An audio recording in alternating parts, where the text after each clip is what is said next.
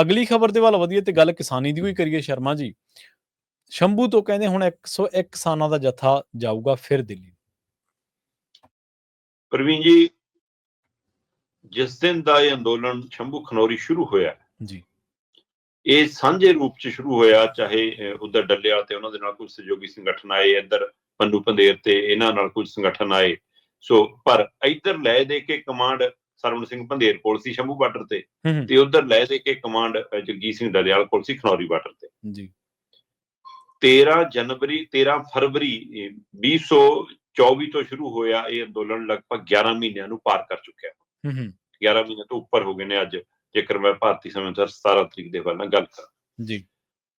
ਪਰ ਪਿਛਲੇ 53 ਦਿਨਾਂ ਤੋਂ ਜਗਜੀਤ ਸਿੰਘ ਡੱਲੇਵਾਲ ਮਰਨ ਵਰਤੇ ਨੇ ਖਨੌਰੀ। ਠੀਕ ਹੈ ਜੀ। ਉਸ ਤੋਂ ਪਹਿਲਾਂ ਜਿੱਦਣ ਦਾ ਅੰਦੋਲਨ ਇਹ ਚੱਲ ਰਿਹਾ ਸੀ, ਚਰਚਾ 'ਚ ਸ਼ੰਭੂ ਬਾਰਡਰ ਰਹਿੰਦਾ ਸੀ, ਨਜ਼ਰਾਂ 'ਚ ਸ਼ੰਭੂ ਬਾਰਡਰ ਰਹਿੰਦਾ ਸੀ। ਇੱਥੋਂ ਕਦੇ ਹਮਲੇ ਹੋਏ, ਕਦੇ ਕੁਛ ਹੋਇਆ, ਫਿਰ ਇੱਕ ਨੌਜਵਾਨ ਦੀ ਖਨੌਰੀ ਵਾਲੇ ਮਸਲੇ ਤੇ ਮੌਤ ਵੀ ਹੋਈ। ਸੋ ਦੋਵੇਂ ਬਾਰਡਰਾਂ ਤੇ ਆਪੋ ਆਪਣੀ ਹਿਲਜੁਲ ਸੀ, ਪਰ ਜ਼ਿਆਦਾ ਚਰਚਾ ਸ਼ੰਭੂ ਖੱਟ ਰਿਹਾ ਸੀਗਾ। ਜਿੱਦਾਂ ਹੀ ਜਗਜੀਤ ਸਿੰਘ ਡੱਲੇਵਾਲ ਮਰਨ ਵਰਤੇ ਬੈਠੇ, ਸਾਰੀ ਖਿੱਚ ਦਾ ਕੇਂਦਰ ਖਨੌਰੀ ਬਾਰਡਰ ਬਣ ਗਿਆ। ਮੀਡੀਆ ਦਾ ਵੀ, ਸਿਆਸਤਦਾਨਾਂ ਦਾ ਵੀ, ਆਉਣ ਜਾਣ ਵਾਲਿਆਂ ਦਾ ਵੀ, ਜਥੇਬੰਦੀਆਂ ਦਾ ਵੀ, ਸਭ ਦਾ ਜੀ। ਉਹ ਤੋਂ ਬਾਅਦ ਫੇਰ ਇੱਥੇ ਸ਼ੁਰੂ ਹੋਇਆ ਕਿ ਲਓ ਜੀ ਮੈਂ ਤਾਂ ਮਰਜੀਬੜੇ ਭੇਜਣੇ, ਮੈਂ ਭੇਜ ਰਿਹਾ ਜੀ। ਉਹ ਮਰਜੀਬੜੇ ਸ਼ੁਰੂ ਹੋ ਗਏ। ਇੱਕ 6 ਦਸੰਬਰ ਨੂੰ 101 ਦਾ ਜੱਥਾ ਗਿਆ, 8 ਨੂੰ ਗਿਆ, 14 ਨੂੰ ਗਿਆ।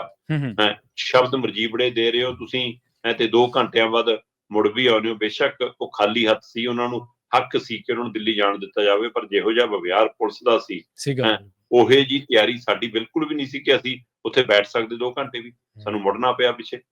ਸੋ ਇਸ ਦਾ ਮਤਲਬ ਤੁਸੀਂ ਸਿਰਫ ਕੀ ਮੁਕਾਬਲਾ ਚੱਲ ਰਿਹਾ ਖਨੌਰੀ ਔਰ ਸ਼ੰਭੂ ਬਾਰਡਰ ਦੇ ਵਿੱਚ, ਕੀ ਜਥੇਬੰਦੀਆਂ 'ਚ ਆਪਸੀ ਮੁਕਾਬਲਾ ਹੋ ਗਿਆ ਕਿ ਹਾਂ ਮਤਲਬ ਕਿ ਮੈਂ ਉਹ ਕੁਛ ਕਰਨ ਤਾਂ ਮੈਂ ਵੀ ਕੁਛ ਕਰਾਂ। ਚਲੋ ਉਹ ਤੋਂ ਬਾਅਦ ਮੋਗੇ ਵਾਲੀ ਰੈਲੀ ਦੇ ਵਿੱਚੋਂ SKM ਨੇ ਨੇੜੇ ਜਾਣ ਦੀ ਕੋਸ਼ਿਸ਼ ਕੀਤੀ। ਬੇਸ਼ੱਕ ਉਹਨਾਂ ਨੇ ਲੋਕਾਂ ਦੇ ਦਬਾਅ ਹੇਠ, ਆਵਾਮ ਦੇ ਦਬਾਅ ਹੇਠ, ਆਉਣ ਵਾਲੀ ਸਥਿਤੀ ਨੂੰ ਭਾਂਪਦਿਆਂ, ਮਸਲਿਆਂ ਨੂੰ ਸਮਝਦਿਆਂ ਉਹਨਾਂ ਨੇ ਕਿਹਾ ਅਸੀਂ ਨੇੜੇ ਜਾ। ਉਹ ਜਦੋਂ ਨੇੜੇ ਗਏ, 2 ਮੀਟਿੰਗਾਂ ਹੋ ਗਈਆਂ, ਉਹਦੇ ਵਿੱਚ ਉਹਨਾਂ ਨੇ ਇਹਨਾਂ ਦੇ ਪਹਿਲਾਂ ਐਲਾਨੇ ਪ੍ਰੋਗਰਾਮ ਮੰਨ ਵੀ ਲਏ ਕਿ ਠੀਕ ਹੈ ਅਸੀਂ ਕਾਪੀਆਂ ਸਾੜਨ ਵਾਲਾ ਪ੍ਰੋਗਰਾਮ ਵੀ 13 ਨੂੰ ਤੁਹਾਡੇ ਨਾਲ ਹੀ ਕਰਾਂਗੇ, ਠੀਕ ਹੈ ਅਸੀਂ 26 ਜਨਵਰੀ ਨੂੰ ਟਰੈਕਟਰ ਮਾਰਚ ਵੀ ਕਰਾਂਗੇ, ਪਰ ਆਪਾਂ ਅਗਲੀ ਰਣਨੀਤੀ ਅੰਦੋਲਨ ਕਿਵੇਂ ਲੜਿਆ ਜਾਣਾ ਉਹਦੇ ਲਈ ਇੱਕ ਸਾਂਝਾ ਪ੍ਰੋਗਰਾਮ ਬਣਾ ਲਈਏ। ਉਹਦੇ ਲਈ ਮੀਟਿੰਗਾਂ ਹੋ ਰਹੀਆਂ ਨੇ। ਹੁਣ ਤੀਸਰੀ ਮੀਟਿੰਗ 18 ਤਰੀਕ ਨੂੰ ਹੋਣੀ ਸੀ। ਉਸ ਮੀਟਿੰਗ ਤੋਂ ਪਹਿਲਾਂ ਹੀ ਖਨੌਰੀ ਬਾਰਡਰ ਤੇ 111 ਕਿਸਾਨਾਂ ਦਾ ਜੱਥਾ ਮਰਨ ਵਰਤੇ ਬਿਠਾ ਦਿੱਤਾ ਗਿਆ। ਠੀਕ ਹੈ ਜੀ। ਹੁਣ ਇਸ ਨੂੰ ਲੈ ਕੇ SKM ਦੇ ਅੰਦਰ ਹਿਲਜੁਲ ਹੋਈ ਕਿ ਵੀ ਆਹ ਕੀ ਆ।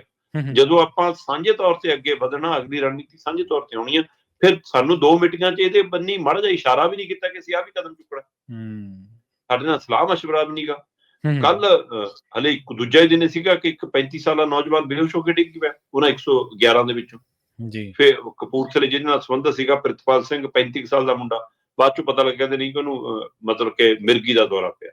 ਮੈਂ ਕਹਿੰਦਾ ਚਾਹੇ ਮਿਰਗੀ ਦਾ ਦੌਰਾ ਸੀ, ਹਰਿਆਣੇ ਵਾਲੀ ਮੈਡੀਕਲ ਟੀਮਾਂ ਵੀ ਆ ਗਈਆਂ, ਹਰਿਆਣੇ ਦੀ ਪੁਲਿਸ ਪਹਿਲਾਂ ਹੀ ਸਿਰ ਤੇ ਖੜੀ ਆ, ਸਾਡੇ ਵਾਲੇ ਵੀ ਸਵੈਮਾਨ ਵਾਲੀ ਟੀਮਾਂ ਵੀ ਭੱਜੀਆਂ।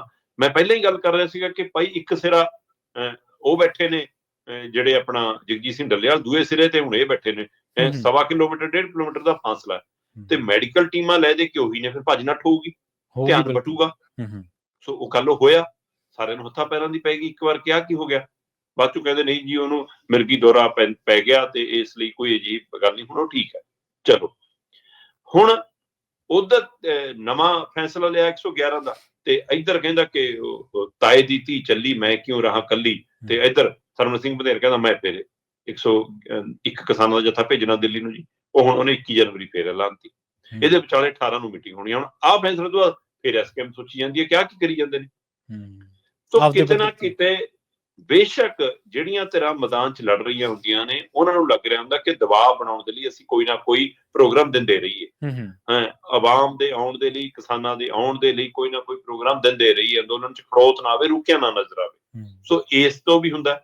ਪਰ ਜਿਹੜਾ ਫੈਸਲਾ ਤੁਸੀਂ ਇਹ ਲੈ ਰਹੇ ਹੋ 3 ਵਾਰ ਫੇਲ ਹੋ ਚੁੱਕਿਆ, ਫਿਰ ਅਜਿਹਾ ਫੈਸਲਾ ਲੈਣ ਦੀ ਕੀ ਲੋੜ ਹੈ। ਜਦੋਂ ਜਗਜੀਤ ਸਿੰਘ ਡੱਲੇਵਾਲ ਦੇ ਨਾਂ ਦੇ ਉੱਤੇ ਸਾਰਿਆਂ ਦਾ ਧਿਆਨ ਖਿੱਚਿਆ ਗਿਆ, ਅੱਜ 53ਵਾਂ ਦਿਨ ਹੈ, ਫਿਰ ਤੁਸੀਂ 111 ਨੂੰ ਬਿਠਾ ਕੇ ਕੀ ਦਬਾਅ ਬਣਾ ਰਹੇ ਹੋ ਜਾਂ ਧਿਆਨ ਹਟਾ ਰਹੇ ਹੋ। ਸੋ ਇਹ ਸਵਾਲ ਵੀ ਨਾਲ ਵੱਡੇ ਹੁੰਦੇ ਜਾ ਰਹੇ ਨੇ।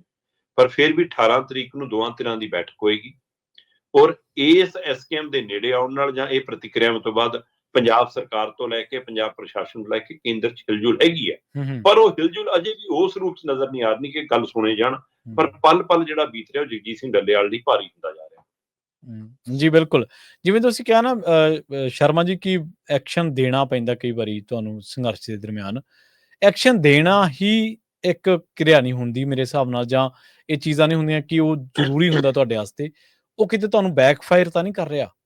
ਕਿਤੇ ਤੁਹਾਡਾ ਹੌਸਲਾ, ਤੁਹਾਡੀ ਮਨੋਸਥਿਤੀ, ਤੁਹਾਡੇ ਹੋਰ ਜਿਹੜੇ ਐਕਸ਼ਨ ਨੇ ਉਹਨਾਂ ਨੂੰ ਢਾਹ ਤਾਂ ਨਹੀਂ ਲਾ ਰਹੇ? ਇਹ ਵੀ ਵਿਚਾਰਨਾ ਚਾਹੀਦਾ। ਔਰ ਜਿਵੇਂ ਤੁਸੀਂ ਕਿਹਾ ਸਕੈਮ ਦਾ ਜ਼ਿਕਰ ਕੀਤਾ ਹੀ ਹੈ, ਜੇਕਰ ਇੱਕ ਪਾਸੇ ਸੁਲ੍ਹਾ ਦੀਆਂ ਕੋਸ਼ਿਸ਼ਾਂ, ਇਕੱਠੇ ਹੋਣ ਦੀਆਂ ਕੋਸ਼ਿਸ਼ਾਂ, ਉਹ ਪੇਸ਼ਬੰਦੀਆਂ ਕੀਤੀਆਂ ਜਾ ਰਹੀਆਂ ਨੇ, ਤੇ ਦੂਜੇ ਪਾਸੇ ਆਪਣੇ ਪੱਧਰ ਦੇ ਉੱਤੇ ਦਿੱਤੇ ਐਕਸ਼ਨ ਜਿਹੜੇ ਆ ਉਹ ਕੋਈ ਏਕਤਾ ਵੱਲ ਨੂੰ ਹੁੰਗਾਰਾ ਨਹੀਂ ਭਰਨਗੇ, ਉਹ ਫਿਰ ਆਪੋ ਧਾਪੀ ਵਾਲਾ ਕੰਮ, ਆਪ ਹੁਦਰੇਪਣ ਵਾਲੀ ਗੱਲ ਆ ਜਾਂਦੀ ਹੈ।